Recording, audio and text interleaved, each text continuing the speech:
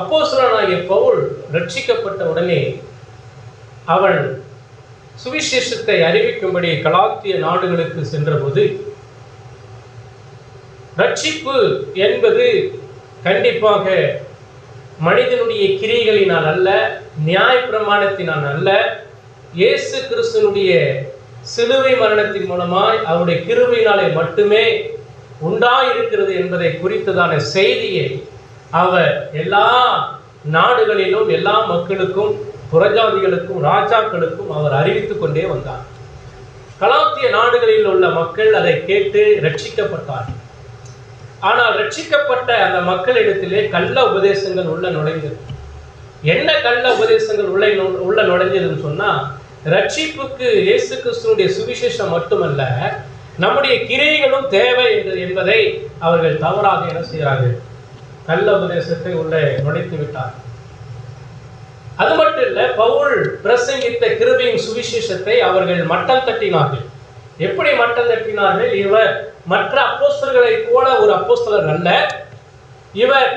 இவருடைய பிரசங்கம் நியாய பிரமாணத்தை சார்ந்ததல்ல, எனவே இவருடைய பிரசங்கத்திலே தவறுகள் இருக்கிறது, இவருடைய அப்போஸ்தல பதவியிலும் தவறு இருக்கிறது, எனவே ரட்சிப்பு தன்னுடைய கிரியைகளின் மூலமா ரட்சித்துக் கொள்ள முடியும் என்பதான தவறான சத்தியங்களை சபைக்குள்ளே நுழைத்தபடினாலே இதை அறிந்த பவுல் அவர் வைராக்கியத்தோடு மிகவும் கோபத்தோடு இந்த நிருபத்தை கலாத்திய மக்களுக்கு என்ன செய்கிறார், எழுதுகிறார். நமக்கு ரட்சிப்பு என்பது அவ்வளவு ஈஸியா கிடைச்சதல்ல. இன்னைக்கு ஒவ்வொரு மனிதனும் பாவத்திலிருந்து மீட்கப்பட வேண்டுமானால் இவன் சுலபன்றான். என்ன சுலபன்றான்? நீ ஞாயிற்றுக்கிழமை கண்ட சர்ச்சைக்கு வந்தா போதும், நீ காணிக்க கொடுத்தா போதும், நீ 4 வாரம் வந்தா போதும், உனக்கு ரட்சிப்பு கிடைச்சிடும், உன்னுடைய கிரியைகளினாலே இயேசுவினிடத்திலிருந்து ரட்சிப்பை பெற்றுக்கொள்ளலாம் அப்படின்னு சொல்றான். ஆனா ரட்சிப்பு அவ்வளவு ஈஸியா நமக்கு வந்ததல்ல. சரியா? இந்த ரட்சிப்பு இயேசு கிறிஸ்துவின் சிலுவை மரணத்தின் மூலமாய் நமக்கு உண்டானது. புரியுதா? இந்த ரட்சிப்பு அவ்வளவு சாதாரணமாக நமக்கு வந்ததல்ல. எனவே இவர்கள் என்ன செய்கிறார்கள்னா, இன்னைக்கு நிறைய கிறிஸ்தவர்கள் ரட்சிப்பை குறித்துதான தவறான போதனைகளை சபைக்குள்ளே நுழைத்து விட்டார்கள். ஆனால் பவுல் இதை என்ன செய்கிறார் சொன்னால், ஆழமாக இதை நிரூபித்து காட்டுகிறார். நமக்கு ரட்சிப்பு சிலுவை மரணத்தினால் மட்டும்தான், சிலுவை மரணத்தினால் மட்டும்தான். ஏன்னா அதனால தான் அவர் பவுல் சொல்கிறாரு, அவங்க எல்லாமே நியாயப்பிரமாணத்தினுடைய கிரியைகளை குறித்து மேன்மை பாராட்டி கொண்டிருக்கிறார்கள். என்ன காரணம்? துன்பத்தை அனுபவிக்காதபடிக்கு. இன்னைக்கு ஒவ்வொரு கிறிஸ்தவனும் பாடுகளை அனுபவிக்கக்கூடியவனாக இருக்கிறான். எதன் அடிப்படையில்? கடவுள் அவர் பாடுபட்டு சிலுவையிலே மரித்து அவர் சிந்தின இரத்தத்தின் மூலமாக எனக்கு உண்டான அந்த ரட்சிப்பு நான் பெற்றிருக்கிறேன். சுவிசேஷத்தினால் பெற்ற அந்த ரட்சிப்பை சுவிசேஷத்தின் மூலமாக ரட்சிக்கப்படாத மக்களுக்கு நான் கொடுக்க வேண்டும். அதற்கு நான் என்ன செய்ய வேண்டும்? பாடுபட வேண்டும். அதற்கு நான் உழைக்க வேண்டும். உழைக்காமல் நான் இந்த சுவிசேஷத்தை நான் என்ன செய்ய முடியாது? அறிவிக்கப்பட முடியாது. அதற்காக தான் ஆண்டவர் நம்மை ரட்சித்திருக்கிறார். அதற்காக தான் இந்த சபையிலே வைத்திருக்கிறார். கிறிஸ்து மீண்டும் வரப்போகிறார், நியாயாதிபதியாக வரப்போகிறார். காரணம் என்னன்னா, உங்களுக்கும் எனக்கும் கொடுக்கப்பட்டதான அந்த உன்னதமான பணியை நீங்களும் நானும் நிறைவேற்றினோமா இல்லையா என்பதை அவர் நம்மிடத்திலே கணக்கு கேட்கும்படி வரப்போகிறார். அதை முதல்ல தெரிஞ்சுக்கோங்க. ரட்சிக்கப்பட்ட ஒவ்வொருவரும் திருச்சபையில் இசைந்து அவருடைய சுவிசேஷத்தை அநேக மக்களுக்கு அறிவிக்கிறது தான் நம்முடைய கடமை. அதனால தான் உயிர் தெழுந்த இயேசு கிறிஸ்து, நீங்கள் உலகம் எங்கு போய் சர்வ சுவிசேஷத்தை பிரசங்கம் பண்ணுங்க, சீசராக்குங்க, ஞானஸ்தானம் கொடுங்க, என்னை குறித்த உபதேசத்தை அவர்கள் கை கொள்ளும்படி உபதேசம் பண்ணுங்கள் என்று சொல்லி இந்த 4 கட்டளைகளை ஒவ்வொருத்தருக்கும் கொடுத்துட்டு போகிறார். இதை நம்ம செய்கிறோமா? யோசித்து பாருங்க. இதை செய்யணும். புரியுதா எனக்கு பிரியமானவர்களே? எனவே தான் அந்த பவுல் வைராக்கியமாய் சொல்கிறார். 14வது வசனத்தை பாருங்க. கலாத்தியர் 6:14, நானும் நம்முடைய கர்த்தராகிய இயேசு கிறிஸ்துவின் சிலுவையை குறித்தே அல்லாமல் வேற ஒன்றை குறித்தும் மேன்மை பாராட்டாதாக இருப்பேனாக. என்னுடைய வாழ்க்கையில் இயேசு கிறிஸ்துவனுடைய சிலுவை குறித்து மட்டும்தான் மேன்மை பாராட்டுவேன். வேற ஒன்றையும் நான் என்ன செய்ய மாட்டேன்? மேன்மை பாராட்ட மாட்டேன். எவ்வளோ ஆழமான ஒரு வார்த்தை இது. இன்றைக்கு இதை நம்ம சிந்திக்கணுங்க. இதை குறித்து நம்ம சிந்திக்கணும். இன்றைக்கு சிலுவை மரணத்தை குறித்து இன்றைக்கு அநேக திருச்சபை மக்களிடத்திலே பயம் இல்லை, ஒரு ஆழமான சிந்தனை இல்லை. அடுத்தது இதை குறித்து பேசுவதற்கு அவர்கள் தயங்குகிறார்கள். ஏன் என்று சொன்னால், அவர்கள் அதை குறித்ததான மேன்மையை அறியாததுனால தான். உணராததுனால தான். ஆனால் இன்றைக்கி பவுல் அவனுடைய வாழ்க்கையில் அவன் எவ்வளோ பெரிய ஆள் தெரியுமா? ஆனால் அவன் சொல்கிறான், நானோ அப்படின்னா என்ன அர்த்தம்? மற்றவனைப் போல அல்ல. மற்றவர்கள் அவர்கள் எதை மேன்மை பாராட்டுகிறார்கள்? தன்னுடைய கிரியைகளை மேன்மை பாராட்டுகிறார்கள். சரியா? நியாயப்பிரமாணத்தை குறித்து மேன்மை பாராட்டுகிறார்கள். ஆனால் நானோ கிறிஸ்துவின் சிலுவையை குறித்தே அல்லாமல் வேற ஒன்றை குறித்து நான் என்ன செய்ய மாட்டேன், மேன்மை பாராட்ட மாட்டேன். இன்றைக்கி நீங்களும் நானும் அமர்ந்திருக்கிறோங்க. உங்களுடைய வாழ்க்கையிலும் என்னுடைய விஷயத்திலும் எதை குறித்து நாம் பெருமை பாராட்டி கொண்டிருக்கிறோம், எதை குறித்து மேன்மை பாராட்டி கொண்டிருக்கிறோம்? கொஞ்சம் சிந்திச்சு பார்க்கறது தான் இந்த செய்தி. சரிங்களா? இங்கே 3 விஷயங்களை நம்ம படிக்க போகிறோம். 3 கேள்விகளுக்கு இந்த வசனத்தின் அடிப்படையில் நாம் பதிலை சிந்திக்க போகிறோம். ஆழமான இந்த செய்தியை நாம் கற்றுக்கொள்ள இருக்கிறோம். முதலாவது காரியம் என்னவென்று சொன்னால், முதலாவது காரியம், அப்போஸ்தலனாகிய பவுல் எதை குறித்தெல்லாம் மேன்மை பாராட்டவில்லை? முதல் கேள்வி, அப்போஸ்தலனாகிய பவுல் எதை குறித்தெல்லாம் மேன்மை பாராட்டவில்லை அப்படிங்கிற அந்த கேள்வி நம்ம பார்ப்போம். இப்போ வாசிங்க, ரோமருக்கு எழுதின நிருபம் 2ஆம் அதிகாரம் 23வது வசனம். ரோமருக்கு எழுதின நிருபம் 2ஆம் அதிகாரம் 23வது வசனம். நியாயப்பிரமாணத்தை குறித்து மேன்மை பாராட்டுகிற நீ நியாயப்பிரமாணத்தை மீறி நடந்து தேவனை கனவீனம் பண்ணலாமா? இப்போ நியாயப்பிரமாணத்தை குறித்து மேன்மை பாராட்டுகிற நீ நியாயப்பிரமாணத்தை மீறி நடந்து தேவனை கனவீனம் பண்ணலாமா? நியாயப்பிரமாணத்தை கற்று இருக்கிறார்கள், அதிலே தேறினவர்களாக இருக்கிறார்கள். ஆனால் அதை அவர்கள் என்ன செய்யவில்லை, கடைபிடிக்கவில்லை. நியாயப்பிரமாணம் என்ன செய்யுது அப்படிங்கிறத அவங்க அறியாமல் இருக்கிறாங்க. நியாயப்பிரமாணம் என்ன செய்யுது? இதை வாசிக்கும் போது 10 கட்டளைகளை நீங்களும் நானும் படிக்கும்போது அது என்ன சொல்லுது? அதாவது முதல் கட்டளை என்னது? என்னையன்றி வேறொரு கடவுள் இல்லை. அடுத்தது, எந்த சொரூபத்தையும் உண்டாக்க கூடாது, கர்த்தருடைய நாமத்தை வீணிலே வழங்கக்கூடாது. அப்போ அந்த 10 கட்டளையும் என்ன சொல்லுகிறதுன்னு சொன்னால், அதாவது எதை செய்யக்கூடாது, எது பாவம் என்பதை அந்த நியாயப்பிரமாணம் நமக்கு காட்டுகிறது. எது பாவம்? நீ அந்நிய கடவுளை விட்டுட்டு வேறொரு கடவுளை வணங்கும் போது பாவம், சொரூபத்தை நமஸ்கரிப்பது பாவம், கர்த்தருடைய நாமத்தை வீணிலே வழங்குவது பாவம், பரிசுத்த ஓய்வு நாளை குலைச்சல் ஆக்குவது பாவம். இப்படி 10 கட்டளையும் எது பாவம் என்பதை சொல்லுகிறது. அது மட்டும் இல்லை, பாவத்தினுடைய தண்டனை கொடூரமானது என்பதை சொல்லுகிறது. புரியுதா? அடுத்தது, இந்த பாவத்துக்கு பரிகாரி நான் அல்ல, பாவத்துக்கு பரிகாரி இயேசு கிறிஸ்து, நீ அவர்கிட்ட போ என்று சொல்லுகிறது. ஆனால் இதை இவர்கள் என்ன செய்யறதில்ல, சொல்றதில்ல. என்ன சொல்றாங்கன்னா, நீ பாவத்துக்கு பரிகாரி நீ இயேசுகிட்ட போக வேண்டாம், நானே உனக்கு தரேன். எப்படி? நானே உனக்கு தரேன், நான் அதுக்கு உனக்கு வழி சொல்லித்தரேன். எப்படி வழி சொல்லித்தரேன்? இயேசு கிறிஸ்து அவர் இரட்சகர், அவர் உனக்காக எனக்காக மரித்தார் என்பதை அவர்கள் விட்டு இயேசு கிறிஸ்து இடத்துல வா, உனக்கு எல்லா விதமான நன்மை என்ன செஞ்சிடும், கிடைச்சிடும். இந்த உலகத்தில் சந்தோஷம், சமாதானம், நிம்மதி, உனக்கு அற்புதங்கள், அடையாளங்கள், உன்னுடைய வசதி, உனக்கு தேவையான எல்லா செழிப்பு காரியங்களும் நீ என்ன செஞ்சிடலாம், பெற்றுக்கொள்ளலாம். நீ இயேசு இடத்துல வா. இன்றைக்கு இயேசு அப்படி தான் காட்டிக்கொண்டு இருக்கிறார். புரியுதா? அப்போ அவன் என்ன நினைக்கிறான்னா, உனக்கு என்ன தேவையோ அதை நானே தரேன். இன்றைக்கி ஒரு வாலிபன் இடத்துல 2000 வாலிபர்கள் சுற்றுகிறார்கள் என்று சொன்னால், அவனுடைய கூட்டத்துகள் வந்து கலந்து கொள்கிறாங்கன்னா டான்ஸ் மூலமாக என்ன செய்கிறான், அவங்கள கவர்ந்து சினிமா பாட்டினுடைய பாவனையில் அவர்களை இழுத்து அவர்களை என்ன செய்கிறான், தன்னை பின்பற்றுங்கள், நான் எப்படி டான்ஸ் போடுறேன்னா அதே போல், நான் எப்படி சீக்கடிக்கிறேன்னா அதே போல் என்னை பின்பற்றுங்கள், எல்லா நன்மையும் உங்களுக்கு கிடைச்சிடும். புரியுதா? இன்றைக்கி அவனுடைய நிலைமை என்ன, ரொம்ப கொடூரம்.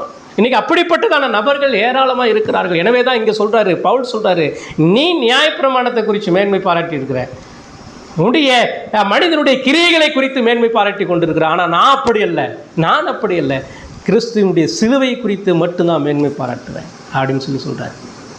சரிங்களா? வாசிங்க, 3ஆம் அதிகாரம் ரோமர் 3:27 படிங்க.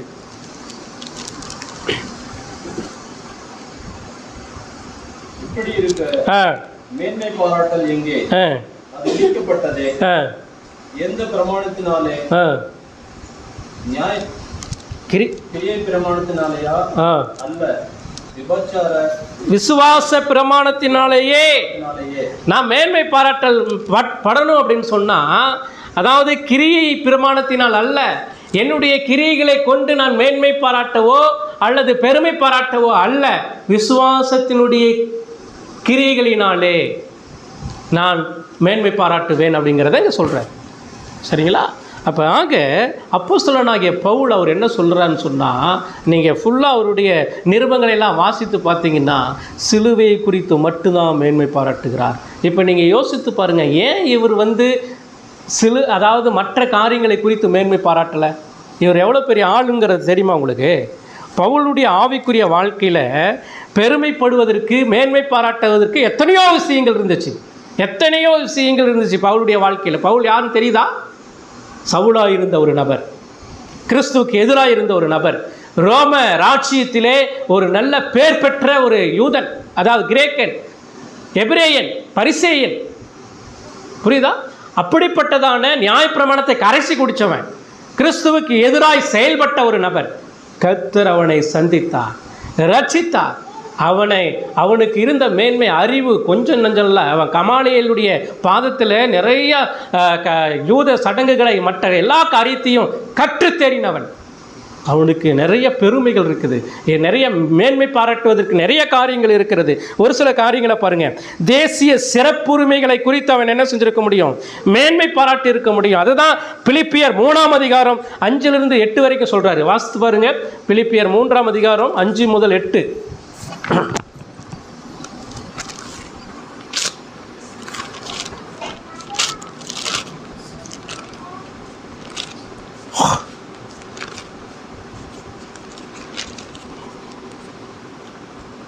நான் 8ஆம் நாளில் விருத்து சேதனம் அடைந்தவன், இஸ்ரவேல் வம்சத்தான், பென்யாமின் கோத்திரத்தான், எபிரேயில் பிறந்த எபிரேயன், நியாயப்பிரமாணத்தின்படி பரிசேயன், பக்தி வைராக்கியத்தின்படி சபையை துன்பப்படுத்தினவன், நியாயப்பிரமாணத்திற்குரிய நீதியின்படி குற்றச்சாட்டப்படாதவன். ஆகிலும் எனக்கு லாபமாக இருந்த எவைகளோ அவைகளை கிறிஸ்துவுக்காக நஷ்டம் என்று எண்ணினேன். அது மாத்திரமல்ல, என் கர்த்தராகிய கிறிஸ்து இயேசுவை அறிகிற அறிவின் மேன்மைக்காக எல்லாவற்றையும் நஷ்டமும் குப்பையுமாக எண்ணினேன். இப்போ அவனுடைய மேன்மை எவ்வளோ பெரிய மேன்மை தெரியுமா? இந்த மேன்மை ஒரு ரோம அரசாங்கத்தில் இருக்குமானால் அவனுக்கு எல்லா விதமான அதிகாரங்களும் கொடுக்கப்பட்டிருக்கும். அந்த அதிகாரத்தை வச்சு அவன் என்ன செய்ய முடியும்? எல்லாத்தையும் ஆளுகை செய்ய முடியும், எல்லாத்தையும் தன்னுடைய கட்டுப்பாட்டுகளில் கொண்டு வந்து வச்சிருக்க முடியும். ஆனால் அதை குறித்து அதெல்லாம் என்ன சொல்கிறான்னா, இதெல்லாம் குப்பை அப்படின்னு சொல்லி சொல்கிறான். இதெல்லாம் எனக்கு குப்பை, இது என் ரட்சிப்புக்கு உதவாது. சரியா? இதன் மூலமாக நான் ரட்சிக்கப்பட முடியாது. கிறிஸ்துவனுடைய சிலுவை தான் அது, அதன் மூலமாக தான் எனக்கு மீட்பு உண்டு, ரட்சிப்பு உண்டு. எனவே தான் அதை குறித்து நான் மேன்மை பாராட்டுகிறேன். அடுத்தது, அவன் தன்னுடைய ஊழியத்தை குறித்து மேன்மை பாராட்டலாம். அவனுடைய ஊழியத்தை குறித்து மேன்மை, அவனைப் போல ஒரு சிறப்பான ஊழியத்தை செய்தவன் வேறு எவனும் கிடையாது வேதத்தில். இயேசு கிறிஸ்துவுக்கு அடுத்தபடியாக பேதுருக்கு அடுத்தபடியாக பவுல். அவன் செய்த 3 ஊழிய பிரயாணத்தில் நீங்கள் படித்து பார்த்தீங்கன்னா அந்தளவுக்கு கிறிஸ்துவனுடைய சுவிசேஷத்தை அறிவிப்பதற்கு அவனுக்கு எல்லா விதமான வரங்களும் கொடுக்கப்பட்டிருந்துச்சு. 2 கொரிந்தியர் 13ஆம் அதிகாரம் 2 கொரிந்தியர் 11ஆம் அதிகாரம் 23ஆவது வசனத்தை பாருங்கள். 2 கொரிந்தியர் 11ஆம் அதிகாரம் 23ஆவது வசனம். அவர்கள் கிறிஸ்துவின் ஊழியக்காரரா? நான் அதிகம் புத்தீனமாய் பேசுகிறேன், நான் அதிகமாய் பிரயாசப்பட்டவன். என்ன சொல்றாரு?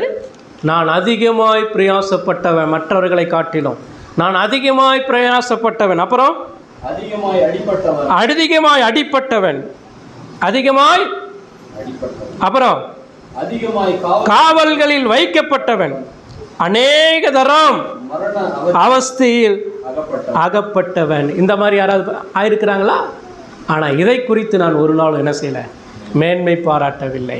நான் அதை செஞ்சேன், இதை செஞ்சேன். இன்றைக்கி ஊழியத்தில் பார்த்தீங்க அப்படின்னு சொன்னால், நான் இத்தனை கட்டடம் கட்டியிருக்கிறேன், இத்தனை நபர்களுக்கு ஞானஸ்தானம் கொடுத்துருக்கிறேன், இத்தனை இடத்துலலாம் இத்தனை நாடுகளில் போய் நான் என்ன செஞ்சிடறேன்? பிரசங்கித்திருக்கிறேன், அதை பண்ணியிருக்கிறேன், இதை பண்ணியிருக்கிறேன் அப்படின்னு சொல்லி என்ன செய்கிறாங்க? இன்றைக்கி தன்னை குறித்து மேன்மை பாராட்டி கொண்டிருக்கிறார்கள். ஆனால் இதை குறித்து ஒரு நாளும் அவன் என்ன செய்யவில்லை? மேன்மை பாராட்டவில்லை.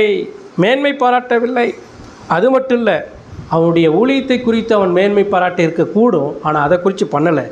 அவனுடைய அறிவு திறமையை குறித்து மேன்மை பாராட்டி இருக்க வேண்டும். அவனைப் போல அறிவுள்ளவன் வேறு எவனும் இருக்காது. யார்? பவுலைப் போல அப்படிப்பட்டதான அந்த அறிவை கூட அவன் என்ன செய்யவில்லை. வாசிங்க 2 கொரிந்தியர் 12ஆம் அதிகாரம் 5வது வசனம். இப்படிப்பட்டவனை குறித்து மேன்மை பாராட்டுவேன், ஆனாலும் என்னை குறித்து என் பலவீனங்களே என்று வேறொன்றிலும் மேன்மை பாராட்ட மாட்டேன். அதாவது கிறிஸ்துவின் சுவிசேஷத்திற்காக எவன் பாடுபடுகிறானோ அவனை குறித்து நான் என்ன செய்வேன், மேன்மை பாராட்டுவேன். ஆனால் நான் என்னை குறித்து ஒரு நாள் என்ன செய்ய மாட்டேன், மேன்மை பாராட்ட மாட்டேன். என்னுடைய அறிவை குறித்து நான் ஒரு நாளும் மேன்மை பாராட்ட மாட்டேன். அவனுக்கு இருந்த அறிவு, அவன் மாபெரும் ஒரு பிரசங்கி தெரியுமா பவுல்.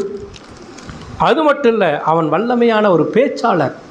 சரியா, அவன் எல்லா ராஜாக்களிடத்திலும் எல்லா அதிகாரிகளிடத்திலும் அவன் கண்டிப்பாக சுவிசேஷத்தின் அடிப்படையில் அவன் விவாதித்து வெற்றி பெற்ற ஒரு நபர். அவ்வளோ நாலேஜ் உள்ள ஒரு பர்சன் அவன். ஆனால் அதை குறித்து அவன் என்ன செய்யலை, ஒரு நாளும் மேன்மை பாராட்டவில்லை. அது மட்டும் இல்லை, அவனுக்கு இருந்த நற்குணங்களை குறித்து ஒரு நாளும் மேன்மை பாராட்டவில்லை. அவனுக்கு இருந்த நற்குணம் என்ன தெரியுமா, அன்பு, மனதைரியம், தன்னைத்தானே வெறுத்தல், தாழ்மை, ஜெபிக்கும் மனிதர், ஒரு நன்றியுள்ள மனிதர். இதை குறித்தும் அவன் ஒரு நாளும் என்ன செய்யலை, மேன்மை பாராட்டவில்லை. அது மட்டும் இல்லை, சபைக்கு அடுத்த காரியங்கள், தன்னுடைய செயல்பாடுகளை குறித்தும் அவர் என்ன செய்யலை, மேன்மை பாராட்டவில்லை. நிறைய சபைகளை ஸ்தாபித்திருக்கிறார், அநேக ஊழியர்களை உருவாக்கி இருக்கிறார். அவருடைய அநேக சுவிசேஷ பணிகளை அவர் என்ன செஞ்சிருக்கிறார், ஏற்படுத்தியிருக்கிறார். சபையில் நிறைய மூப்பர்களை உருவாக்கியிருக்கிறார், ஞானஸ்தானத்தை கொடுத்திருக்கிறார். திருவிருந்து சபை ஆராதனையிலே தவறாமல் கலந்து கொள்ள வேண்டும் என்பதை அவர் என்ன செய்திருக்கிறார், தன்னுடைய நடைமுறை காரியங்களை வைத்து நிரூபிச்சிருக்கிறார். எல்லா காரியங்களிலுமே அவர் திட்டமிட்டு செயல்பட்டு இருக்கிறார். சபையினுடைய காரியங்கள், நான் இத்தனை சபையை நிறுவினேன் அப்படின்னு சொல்லி ஒரு நாளும் அவர் என்ன செய்யலை, மேன்மை பாராட்டவில்லை. எனக்கு பிரியமானவர்களே, அவர் ஒரே ஒரு காரியத்தை குறித்து தான் மேன்மை பாராட்டினார். என்ன காரியத்தை? இயேசு கிறிஸ்துவனுடைய சிலுவையை குறித்து மட்டுமே நான் மேன்மை பாராட்டினேன். காரணம் என்ன தெரியுமா, சிலுவையில், இயேசு கிறிஸ்துவனுடைய சிலுவையில் அந்த அளவுக்கு கிடைக்கக்கூடியதான ஆசீர்வாதங்கள், இந்த உலக பிரகாரமான கிடைக்கக்கூடியதான நன்மைகள் அங்கே இருந்ததை பவுல் அறிந்திருந்தார். எனவே தான் அவர் என்ன சொல்கிறார்னா, என்னுடைய வாழ்க்கையில் இயேசு கிறிஸ்துவனுடைய சிலுவையே அல்லாமல் வேற ஒன்றை குறித்து நான் என்ன செய்ய மாட்டேன், மேன்மை பாராட்ட மாட்டேன். இன்றைக்கி எனக்கு அன்பானவர்களே, அருமையானவர்களே, திருச்சபை மக்களே, நீங்களும் நானும் எதை குறித்து மேன்மை பாராட்டேன்? பவுலை ஒப்பிட்டு பாருங்களேன். அவனுக்கு இருக்கிற அந்த அளவுக்கு இருக்கிற எல்லா காரியமும் நம்மகிட்ட இருக்குதா? ஆனால் ஒன்றுமே கிடையாது. ஆனால் நம்மை மேன்மை, நான் வச்சுருக்கிற பணத்தை குறித்து, எனக்கு இருக்கிற வேலையை குறித்து, எனக்கு இருக்கிறதான சொத்தை குறித்து, இதை நான் மேன்மை பாராட்டி, இதெல்லாம் எனக்கு இருக்குது, என்னை யாரும் ஒன்றும் அசக்க முடியாது அப்படிங்கிற ஒரு நிலையில் இருக்கிறோம். ஆனால் இயேசு கிறிஸ்து சிலுவையே இல்லாமல் வேற ஒன்றை குறித்தும் பவுல் அவன் என்ன செய்யலை, மேன்மை பாராட்டவில்லை. ஏன் என்று சொன்னால், அவன் இயேசு கிறிஸ்துவினால் ரட்சிக்கப்பட்டவன், இயேசு கிறிஸ்துவனுடைய மீட்பை பெற்றவன், இயேசு கிறிஸ்துவனுடைய அழைப்பை பெற்றவன், இயேசு கிறிஸ்துவினால் உருவாக்கப்பட்டவன். அதனாலே கிறிஸ்துவை தவிர வேறு எனக்கு ஒன்றுமே தேவையில்லை என்கிறதான அந்த ஒரு மேன்மையை மட்டுமே அவன் மேன்மையாக எண்ணிக்கொண்டிருந்தான். ஆனால் இன்றைக்கு நீங்களும் நானும் யாரை மேன்மையாக எண்ணிக்கொண்டிருக்கிறோம்? எதை மேன்மையாக எண்ணிக்கொண்டிருக்கிறோம்? யோசித்து பாருங்கள். ரெண்டாவது காரியம் அவன் இயேசு கிறிஸ்துவனுடைய சிலுவையை அல்லாமல் வேற ஒன்றை குறித்து நான் மேன்மை பாராட்டவில்லை, வேற எந்த ஒன்றை குறித்தும் மேன்மை பாராட்டவில்லை என்பதை பார்த்தோம். ஆனால் ஏன் கிறிஸ்துவின் சிலுவையை குறித்து அவன் மேன்மை பாராட்டினான்? ஏன் சிலுவையை குறித்து மேன்மை பாராட்டினான் பவுல்? சிலுவையை குறித்து நாம் விளங்கி கொள்ள வேண்டியதான விஷயங்கள் என்ன? சிலுவையை குறித்து நாம் என்ன கற்றுக்கொண்டிருக்கிறோம்? ஏன் சிலுவையை குறித்து நம்ம மேன்மை பாராட்ட வேண்டும்? புரியுதா? பவுல் எதெல்லாம் மேன்மை பாராட்டலைங்கிறத சொல்லிவிட்டு, ரெண்டாவது ஏன் நான் சிலுவையை குறித்து மேன்மை பாராட்டினேன்? சிலுவையில் என்ன இருக்குது? புரியுதா? சிலுவையை குறித்து நீங்களும் நானும் என்ன புரிஞ்சுக்கிட்டோம்? இன்றைக்கி நம்ம ரட்சிக்கப்பட்ட இந்த சபையில் அங்கமாக இருக்கிறோம், பல வருஷமாக இருக்கலாம். சிலுவைன்னா என்னன்னு தெரியுதா? கிறிஸ்துவினுடைய சிலுவை மரணத்தை குறித்து நீங்களும் நானும் என்ன அறிஞ்சிருக்கிறோம்? ஆனால் இன்றைக்கி நிறைய நபர்கள், நிறைய கிறிஸ்தவர்கள், நிறைய திருச்சபையில் இதை குறித்து தானே மேலோட்டமான காரியத்தை மட்டும்தான் அறிஞ்சிருக்கிறாங்களே ஒழிய இதனுடைய ஆழமான காரியங்களை அவர்கள் அறியவில்லை. இந்த சிலுவை என்கிறதான இந்த பதமானது அதாவது பல அர்த்தங்களில் சொல்லப்படுகிறது வேதத்தில். சிலுவை அப்படின்னு சொன்னால் பல அர்த்தங்களை குறிக்கிறது. அதுக்கு ஒரு சில வசனங்களை பாருங்கள். பிலிப்பியருக்கு எழுதின நிருபம் 2ஆம் அதிகாரம் 8வது வசனம். பிலிப்பியருக்கு எழுதின நிருபம் 2ஆம் அதிகாரம் 8வது வசனம். அவர் மனுஷ ரூபமாய் காணப்பட்டு மரண பரியந்தம், அதாவது சிலுவையின் மரண பரியந்தமும் கீழ்ப்படிந்தவராகி தம்மைத்தாமே தாழ்த்தினார். அதாவது இங்க சொல்லுகிற சிலுவை என்கிற பதமானது சிலுவையின் மரண பரியந்தமும் கீழ்ப்படிந்தவராகி தம்மை தாமே தாழ்த்தினார். இப்போ இங்கே குறிப்பிடுகிற சிலுவை எதை குறிப்பிடுகிறதுன்னு சொன்னால் மரத்தை குறித்து சொல்லப்படுகிறது. மரம், சிலுவை மரம். அதாவது அந்த சிலுவை அவர் சுமந்து சென்றதான அந்த சிலுவை மரத்தினால் செய்யப்பட்டது. இப்போ அவர் சொல்கிறது என்னன்னா, அதாவது சிலுவை மரண பரியந்தமும் நான் கீழ்ப்படிந்தவராக இருக்கிறேன் அப்படிங்கிறத அந்த பதத்தை அங்கே சொல்கிறார். சரியா? இதில் ஒரு விசேஷமான விஷயங்கள் ஒன்றும் இல்லை, புரிஞ்சுக்கோங்க. அதாவது இந்த சிலுவை மரம் இன்றைக்கி நிறைய பேர் என்ன செய்கிறாங்கன்னா, இந்த சிலுவையை என்ன செய்கிறாங்கன்னா நிறைய இடங்களில் வீடுகளிலோ அல்லது மற்ற காரியங்களிலோ காட்டிலே நட்டு என்ன செய்கிறாங்கன்னா சிலுவைக்குரிய போட்டுக்கிட்டு அதை மேன்மைப்படுத்தி கொண்டு இருக்கிறாங்க. புரியுதா? இந்த அடிப்படையில் அவங்களுக்கு காரணம் என்னென்னா அது அறியாமை. சரியா? இதை இங்கே அவர் என்ன சொல்கிறாருன்னா, இந்த சிலுவை ஒரு சாதாரணமான ஒரு சிலுவை, இது மரத்தினால் செய்யப்பட்டது. சரியா? இதில் எந்த விசேஷமும் இல்லை.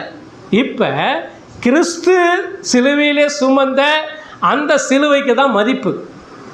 புரியுதா? இதை நாம் ஒரு விசேஷமாக எடுத்துக்க வேண்டிய அவசியம் கிடையாது. ரெண்டாவது, மத்தேயு எழுதின சுவிசேஷம் 10ஆம் அதிகாரம் 38வது வசனம். மத்தேயு 10ஆம் அதிகாரம் 38வது வசனம். தன் சிலுவையை எடுத்துக்கொண்டு என்னை பின்பற்றாதவன் எனக்கு பாத்திரன் அல்ல. சரிங்களா? அதுக்கு முன்னாடி ஒரு வசனம் இருக்குது, அதை படிச்சிருக்கேன். அதுக்கு முன்னாடி ஒரு வசனம், அதுக்குள்ள முன்னாடி இருக்கிற வசனம் படிங்க. தகப்பனையாவது தாயையாவது என்னிலும் அதிகமாய் நேசிக்கிறவன் எனக்கு பாத்திரன் அல்ல. மகனையாவது மகளையாவது என்னிலும் அதிகமாய் நேசிக்கிறவன் பாத்திரன் அல்லன்னு சொல்லிட்டு அப்புறமா அடுத்தது என்ன சொல்றாரு? அந்த வசனத்தை சொல்றாரு. அதை படிங்க. தான் சிலுவையை எடுத்துக்கொண்டு என்னை பின்பற்றாதவன் எனக்கு பாத்திரன் அல்ல. இந்த சிலுவை எதை குறிக்கிறது? இந்த சிலுவை மரத்தினுடைய சிலுவையை குறிக்கல. இந்த சிலுவை எதை குறிக்கிறது என்று சொன்னால் பாடுகளையும் சோதனைகளையும் குறிக்கிறது. நம்முடைய வாழ்க்கையிலே சுவிசேஷத்தின் நிமித்தமாய் நம்முடைய வாழ்க்கையிலே சில பாடுகளின் மூலமாய் காணப்படுகிறதான வேதனைகளை குறிக்கிறது. சரியா?